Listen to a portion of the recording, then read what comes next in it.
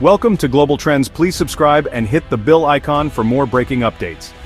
In 2025, trade tensions between the U.S. and Canada reached a breaking point, threatening decades of cooperation and economic partnership. For years, the two countries had enjoyed one of the world's most robust trading relationships, with millions of jobs and entire industries depending on the smooth flow of goods across the border. But beneath the surface, frustrations had been simmering over trade imbalances, tariffs, and shifting political priorities. The situation escalated dramatically when President Trump announced a sweeping 25% tariff on all Canadian imports, casting uncertainty across North America. The announcement sent shockwaves through both countries as businesses and consumers alike wondered what would come next. Businesses braced for impact, with markets jittery and supply chains in limbo. Companies scrambled to assess their exposure, while economists warned of rising prices and potential shortages. The mood in boardrooms and on trading floors was tense as everyone waited for the next move. In March, Trump signed an executive order for the tariffs, but delayed implementation by a month, an ultimatum to Canada, giving negotiators a narrow window to reach a new agreement. The clock was ticking, and the stakes had never been higher. Instead of backing down, Prime Minister Trudeau responded with retaliatory tariffs targeting key U.S. sectors, including agriculture, manufacturing, and technology. The Canadian government made it clear they would not be intimidated, and vowed to protect their own workers and industries. What made this conflict unique was the involvement of Canada's provinces, each launching their own measures against the U.S. From Ontario to British Columbia, provincial leaders coordinated strategies, amplifying the impact of Canada's response. This decentralized response created a complex, multi-front economic standoff, with new alliances forming and old partnerships tested. The trade war was no longer just a matter for national governments. It had become a battle fought on many fronts. The unity among Canadian provinces raised the stakes, transforming a federal dispute into a national cause. Protests erupted across Canada, and public support for a strong response surged, uniting citizens and politicians alike. All eyes soon turned to British Columbia, whose unique geography gave it a powerful lever over Alaska. The province's control over key trade routes meant it could influence the flow of goods to America's northernmost state, adding a new dimension to the standoff. The stage was set for an unprecedented cross-border showdown, with the future of North American trade hanging in the balance and the world watching closely to see who would blink first. British Columbia's Premier, David Eby, made headlines across the country and beyond by proposing a controversial new policy: tolls on all commercial trucks traveling through the province to Alaska. This wasn't just a local issue, it had the potential to disrupt a vital supply route between the U.S. and Alaska, drawing attention from both sides of the border. The Alaska Highway, stretching through vast wilderness, and serving as the only land link connecting Alaska to the lower 48 states, suddenly became the focal point of a high-stakes political maneuver. Eby argued that if the U.S. could threaten Canadian industries with tariffs or trade barriers, then BC would use its unique geographic position to push back, leveraging its control over this critical corridor. The plan was more than political theater. It was logistically feasible, since existing way stations along the route could be quickly adapted to collect tolls from passing trucks, making implementation straightforward and immediate. This credible threat put immediate pressure on Alaska's supply chain and the U.S. government, raising concerns about the cost and reliability of moving goods to and from the state. Businesses, truckers, and policymakers on both sides scrambled to assess the potential fallout as the economic stakes became clear. However, legal questions loomed large, as an old international agreement between Canada and the U.S. could challenge the legitimacy of the proposed tolls, potentially leading to a lengthy legal battle. Still, BC's message was clear: it would not stand by while its economy was threatened, and was willing to take bold action to defend its interests. The gambit was high stakes, signaling a new level of escalation in the ongoing trade war, and raising the specter of further retaliatory measures. The world watched closely as British Columbia prepared to test the limits of cross-border cooperation, setting the stage for a dramatic showdown with far-reaching consequences.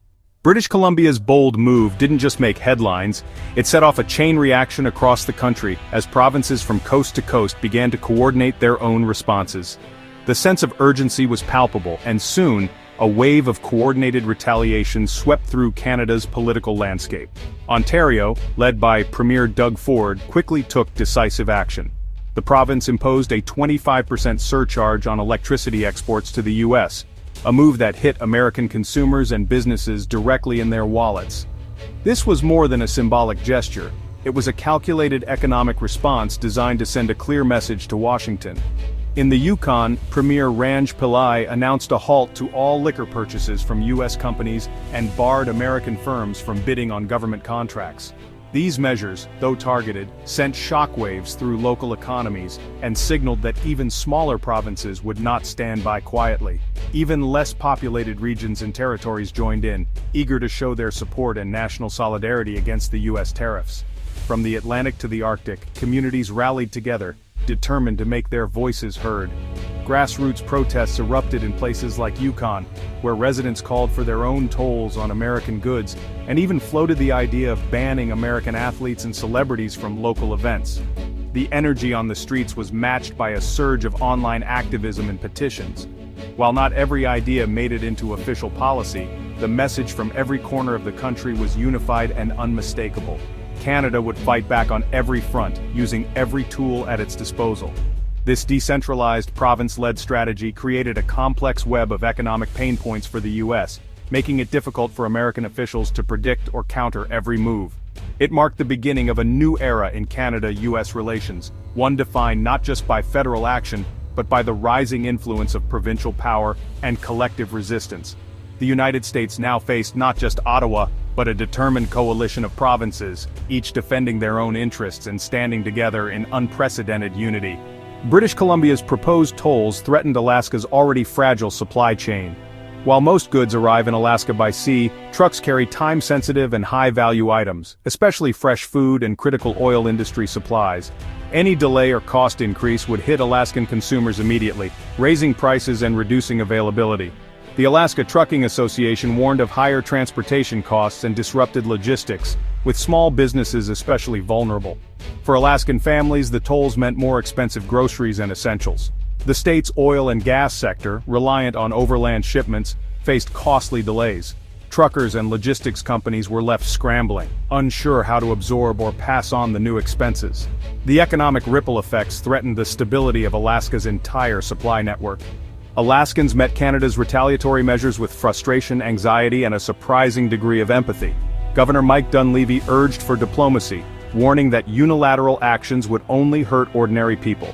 The Alaska legislature, in a rare bipartisan move, condemned President Trump's tariffs, prioritizing local well-being over party loyalty. Truckers and business owners sounded alarms about disrupted supply chains and rising costs. For many, the tolls weren't just a tax. They threatened livelihoods and the state's economic fabric. Retailers and grocers braced for higher prices, while residents worried about affording basic goods. The dispute, once a distant political battle, became a personal crisis for Alaskans. Communities dependent on cross-border commerce watched with dread as the situation escalated. The trade war's impact was no longer abstract, it was hitting home. The trade dispute threatened more than commerce, it strained the deep cultural ties between Alaska and the Yukon. For decades, the border was a bridge, not a barrier, with Alaskans and Yukoners sharing services, events, and friendships. As tensions rose, Alaskan towns like Skagway rallied in support of their Canadian neighbors, protesting the tariffs.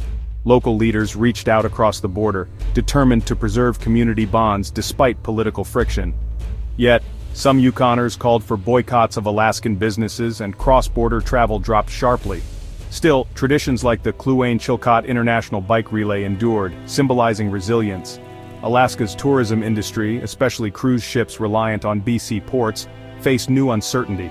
The dispute revealed just how intertwined and vulnerable these border communities truly are. The 2025 trade dispute exposed the fragility and complexity of the U.S. Canada relationship, revealing just how interconnected their economies truly are. The aggressive tariffs and swift provincial countermeasures pushed both nations to the brink of a deeper crisis. For Alaska, the stakes were immediate: food security, cost of living, and access to essential goods. Economic stability and the future of local businesses all hung in the balance. Alaskan leaders pressed Washington to recognize the disproportionate impact on their state and demanded urgent action. The episode underscored the need for diplomacy, patience, and respect in cross-border relations. Any solution would require not just federal negotiation and compromise, but also careful attention to regional interests and the realities of provincial power. Restoring trust meant moving beyond zero-sum politics to rebuild meaningful cooperation. Ultimately, the livelihoods of millions depended on leaders finding common ground and preserving the bonds that unite the continent for future generations.